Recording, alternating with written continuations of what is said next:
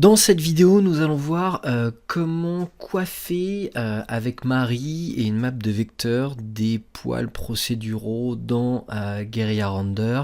Donc à l'heure actuelle, en fait, j'ai récupéré sur Turbo Squid un léopard avec des UV qui étaient à peu près assez propres pour que je puisse bosser assez rapidement.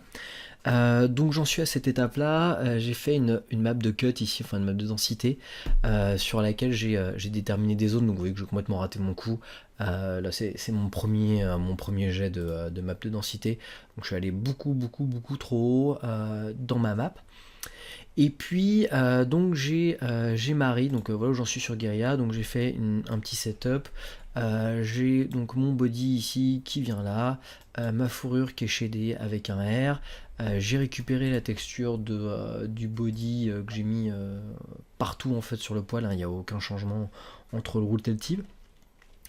Et donc là, ce qui m'intéresse en fait, ça va être de coiffer les poils à partir d'une map vectorielle.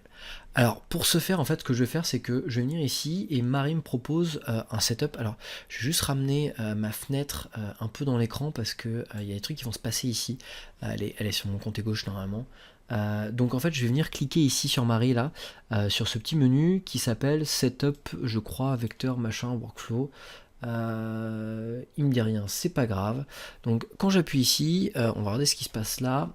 Quand j'appuie ici, en fait, il va faire toute une moulinette et il va venir créer en fait trois nouveaux channels ici qui sont parfaitement setupés comme il faut. Un qui va être votre paint, un qui va être en screen space et un qui va être en world space. Donc pour l'instant, moi je vais bosser que dans le vector paint. Je vais le sortir de l'écran parce qu'on s'en fout un peu, mais il est là, il est à dispo. Donc je vais vous montrer. Alors je vais juste rafraîchir l'affichage, je vais être sûr que je rafraîchis bien. Ok, et si je peins, ok, c'est super. Donc je vais peindre maintenant sur le scalp. Donc en fait j'ai récupéré, je me suis permis en fait dans Maya que de récupérer en fait que le scalp du léopard, tous les yeux, machin, les dents, les griffes. Je m'en fiche un peu. Donc moi ce que je veux c'est vraiment avoir que les endroits où je vais vraiment peindre. Ça me permet d'aller un peu plus vite, d'alléger dans Marie. Bref, en plus il aime pas trop les alambics là, Marie, j'ai l'impression sur ma version. Donc je suis allé un peu à l'économie et donc j'ai récupéré que la géométrie du léopard. Donc je vais venir ici et puis je vais peindre. Alors je vais peindre en fait dans ce mode de Marie qui est un peu particulier, qui est en fait un mode vectoriel. Ça veut dire qu'en fait au lieu de peindre une couleur, je vais peindre en fait l'orientation de mon coup de pinceau. Regardez en fait quand je vais, alors je regarde un peu ma rêve, je me suis mis une rêve sur le côté là je me suis mis une petite rêve sur le côté de léopard. Je parle un peu moins fort parce qu'en fait je regarde sur la droite. Bon allez, let's go, on va y aller, tant pis. On va peindre là, voilà, hop, on va prendre la tablette, et puis on va y aller, et donc ce que je vais faire, c'est que je vais peindre. Et vous voyez en fait que je me retrouve avec des coups de pinceau, ici, qui sont béqués en fait sur les objets. Donc j'âche pas très bien ma tablette en fait, est ce qui fait les petits points, en fait, je redonne une mauvaise direction en fait. Quand je relâche, je vais un peu trop à gauche, donc là normalement je suis censé faire plutôt des trucs un peu comme ça là, voilà. Et vous voyez que ça c'est un peu pourri mon truc là, faut que je règle un peu la sensibilité de ma tablette.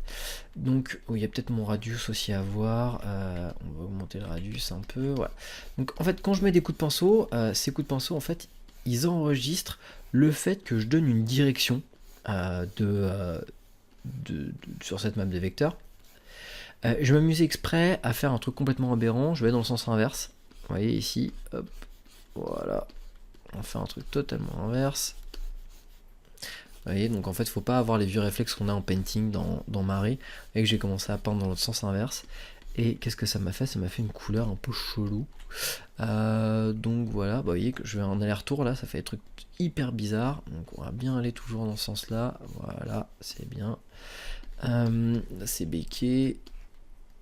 Allez, on va continuer dans ce sens-là. Et puis on va orienter ici, là, vers le bas. On va lui faire une belle raie au milieu là. Voilà, il va être tout beau.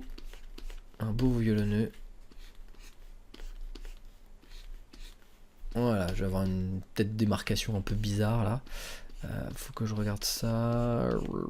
On va voir. Allez hop, j'essaie de la mettre un peu plus centralisé. Ok, allez, on est y part. J'ai fait un truc un peu bizarre. Je sais pas du tout, je vous garantis pas que ça va être... et en plus... Alors, c'est un peu chaud de peindre comme ça, sans comprendre exactement ce que ça fait. Donc, en fait, l'idée, c'est que vous avez une aide dans Marie qui est ici, qui vous permet en fait de voir les vecteurs.